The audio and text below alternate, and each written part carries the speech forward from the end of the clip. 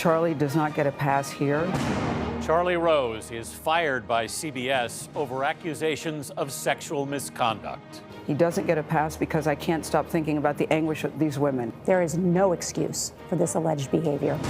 Also tonight, the president appears to give a pass to a conservative candidate for the Senate. We don't need a liberal person in there. I'm just amazed that a terrorist has not come through a checkpoint. As Americans head to the airport, we confront the head of the TSA. Is the TSA failing at their central job of detecting threats at the checkpoints?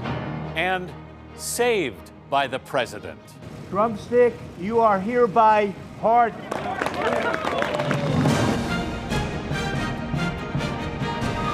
This is the CBS Evening News. And this is our Western edition. Good evening, I'm Anthony Mason. President Trump has decided it is better to have an accused serial sexual predator in the Senate than a Democrat. Mr. Trump said today he prefers Republican Roy Moore to his liberal opponent in Alabama's special election 3 weeks from today.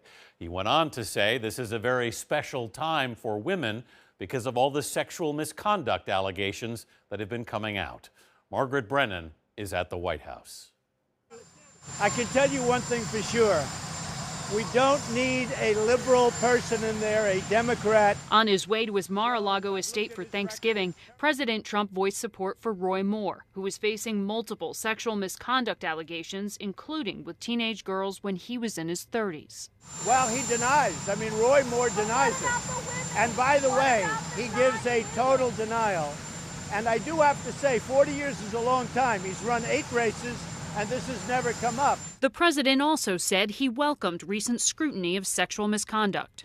Women are very special. I think it's a very special time because a lot of things are coming out, and I think that's good for our society. And I think it's very, very good for women. And I'm very happy a lot of these things are coming out. I moved on her like a bitch, and she was married. It's a different tone than what was captured on the now infamous 2005 Access Hollywood tape. And when you're a star, they let you do it. You can do anything. Whatever you want. Grab them by the you can do anything. Here's how then candidate Trump explained it.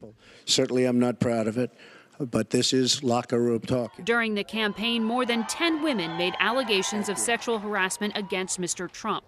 Last month, he again denied those claims. All I can say is it's totally fake news. Today, the president said Moore's conservative credentials should be the deciding factor for voters and wouldn't rule out campaigning for Moore before the December 12th election.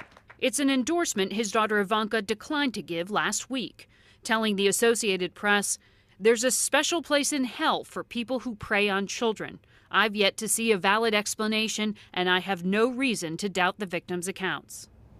President Trump also said today that Congress should reveal the names of lawmakers who have settled sexual harassment cases.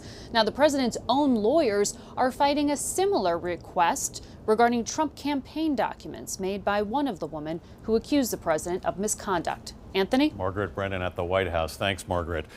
CBS News today fired correspondent Charlie Rose over accusations of sexual misconduct. And new accusers came forward, this time women who work here at CBS. Rose apologized yesterday, then last night he appeared to deny what he did was wrong. Here's Bianna Golodriga. How you doing, Mr. Rose? While Charlie Rose returned home to this last night. You want to say anything to those accusers, the people that's accusing you of all these wrongdoings? It's not wrongdoing. He was noticeably absent from his usual spot on CBS this morning. Welcome to CBS This Morning. And co-anchor Norah O'Donnell didn't waste any time explaining why. CBS News has suspended our co-host Charlie Rose over allegations of sexual misconduct. Hours later, he was fired. CBS News President David Rhodes said in a statement, "Despite Charlie's important journalistic contribution to our news division, there is absolutely nothing more important in this or any organization than ensuring a safe professional workplace, a supportive environment where people feel they can do their best work. We need to be such a place." After that statement, at least 3 women who asked not to be identified said they experienced unwanted sexual contact from Rose while working at CBS News. 8 women who either worked for his independently produced show on PBS or wanted to told the Washington Post they faced his unwanted sexual advances from the late 1990s to 2011.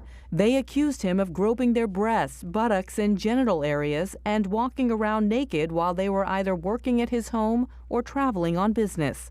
In his own statement to the Post, Rose apologized for his inappropriate behavior and said he was greatly embarrassed, although he added, "I do not believe that all of these allegations are accurate."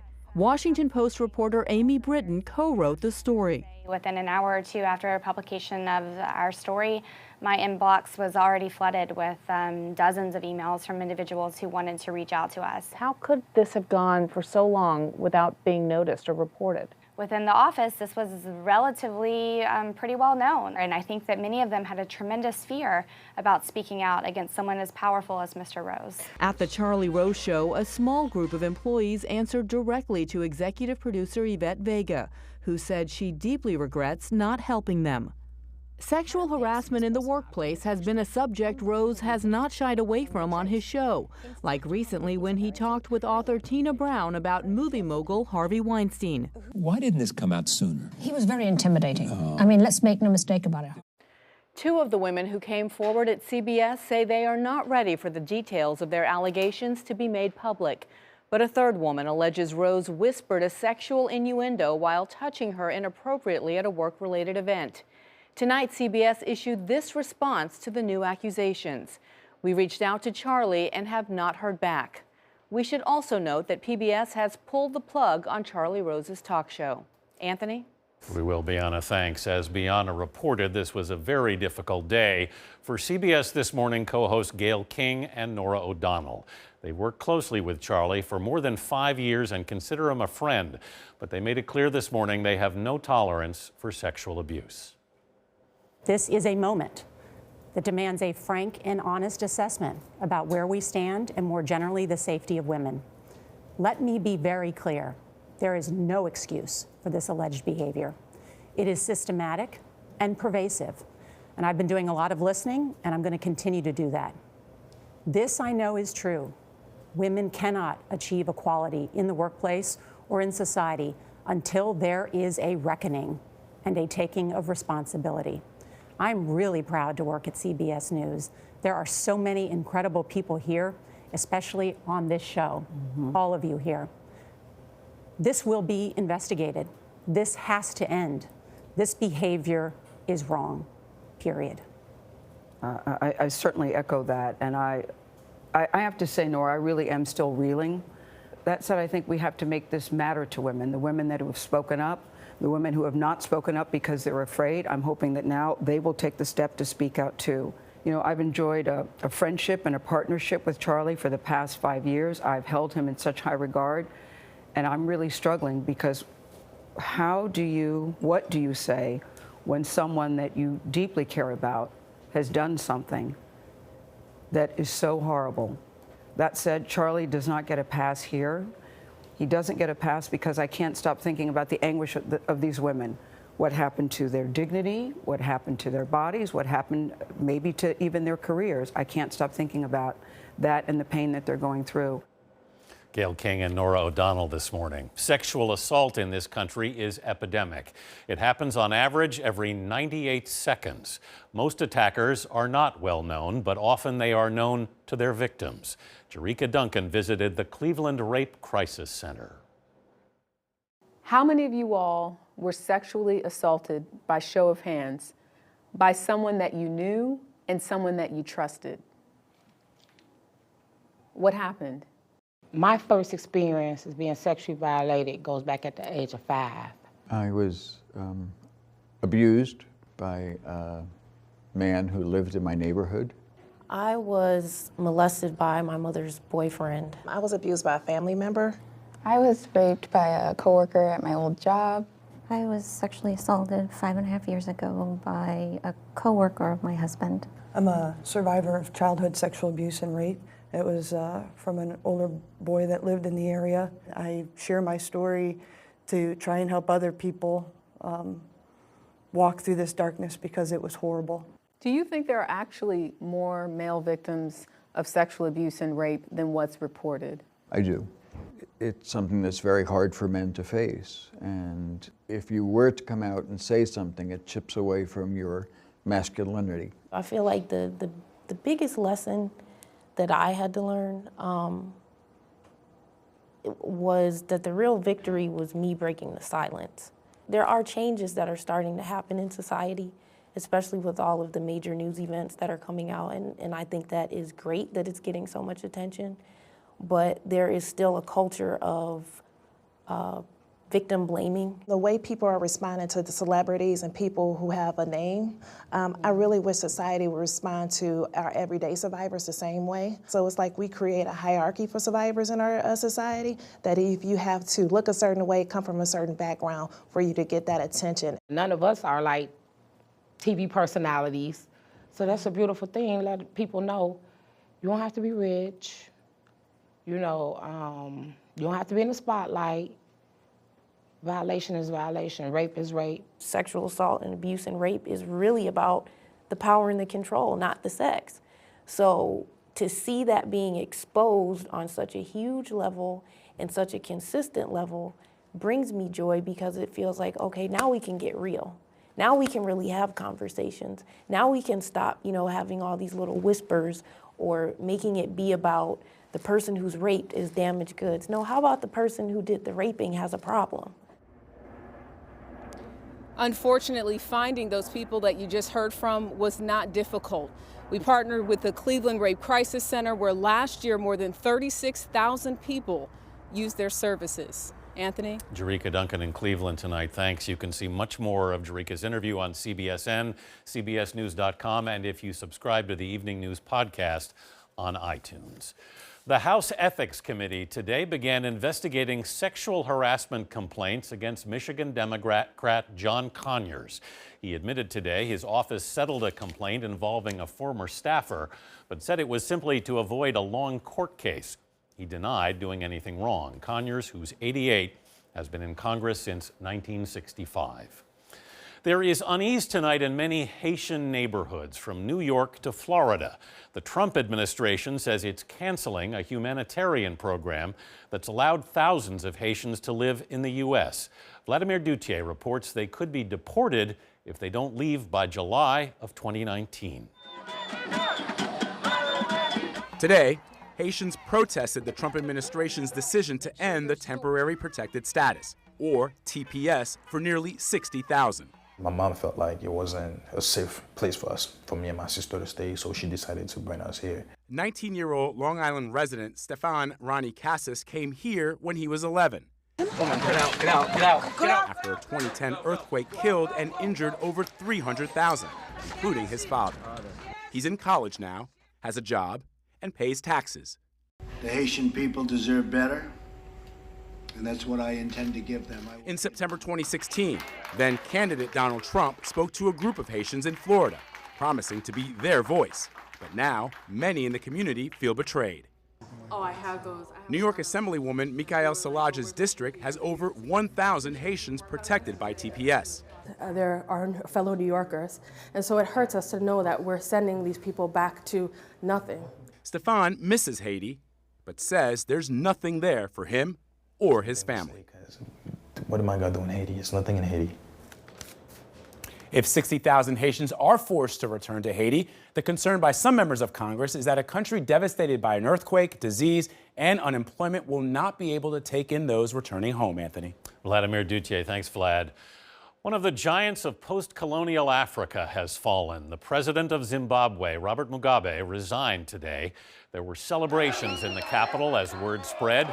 Now 93, Mugabe led Zimbabwe since its independence from Britain in 1980. His government was accused of rampant corruption and blamed for a collapsing economy. Still ahead on the CBS Evening News, as the holiday rush begins, we check airport security. And hackers take Uber for a ride.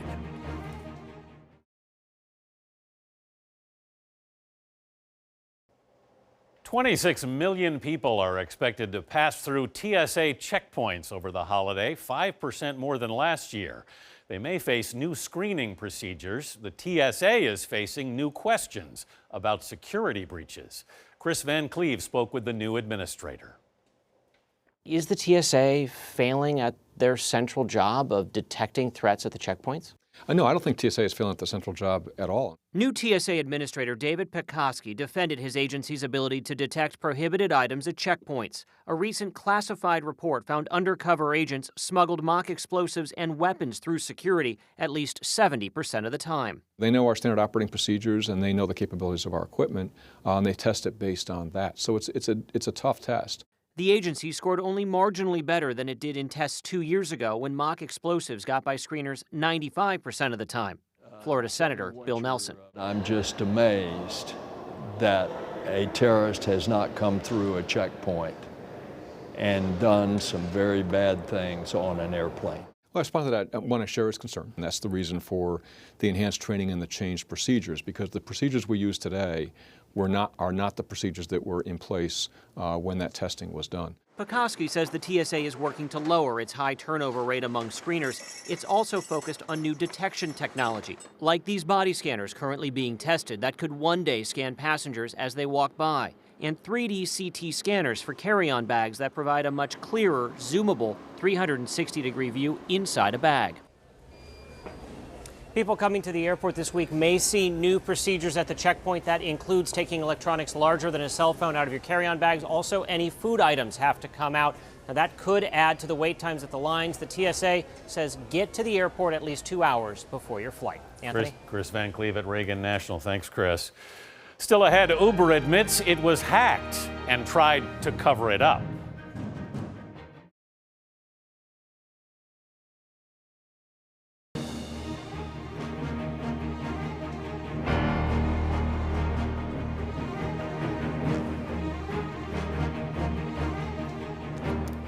Uber said today hackers stole the personal information of 57 million passengers and drivers last year.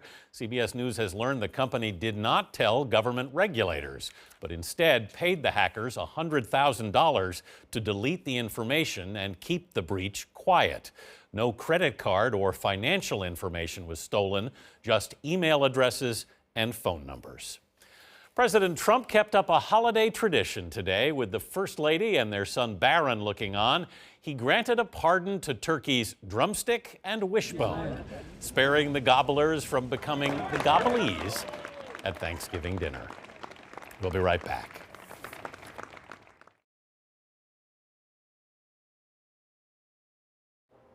We began the broadcast with stories of sexual abuse. We end with women who have faced it, professionals targeted on the job. They talk to our Alex Wagner. When I started work on Wall Street, I remember one day leaning over a desk to work on a spreadsheet and turning around, and there was a guy behind me pretending to perform a sex act on me with all the other guys watching and all the other guys laughing. And this sense of incredible shame. You felt ashamed. Absolutely. And how could I have leaned over the desk like that? There's a problem in that we're kind of acculturated from the time we're growing up. If this locker room talk starts in high school with men thinking it's okay to over-sexualize women, like what did we think was going to happen 30 or 40 years later when they get into the boardroom? Look, if you had women on the boards in those companies, you would not have had the kind of payouts. You would not have had the hush money that went on at Weinstein or Miramax for years if a woman had been on that board. There's no way. While we have victims or survivors coming forward and saying, me too, we need men to say, I did that. We need men to step forward and to see themselves in these stories. We're different ages, but we all know about Anita Hill, we know about Bill Clinton, we know about Bill Cosby. What makes this moment different? What's different about this moment is we have a way to express our voices. What's also different about this moment is women are rallying around each other. And I don't think that would have happened before this last election. What happens next for victims? I've just come around to the anger. I really, really struggle, and I don't know if it's ever going to go away. And I think that's an important thing for people to understand, that this doesn't just dissipate the moment you speak up. it's almost the moment that you speak up that you can actually start to process. Do you think that you can get to a point where this isn't the thing that you think defines you? I hope so. I really do. You will. Yeah, and seeing you guys and just listening to everything that you've been talking about, it almost makes me want to cry, because I know that we can do what we need to do to make sure this never happens again, so that not one person has to come up and say, you know, me too. And I am just very empowered by listening to you guys. 5 professional women talking to Alex Wagner about sexual abuse and a paradigm shift in this country. That's the CBS Evening News. I'm Anthony Mason in New York. Thank you for watching. Good night.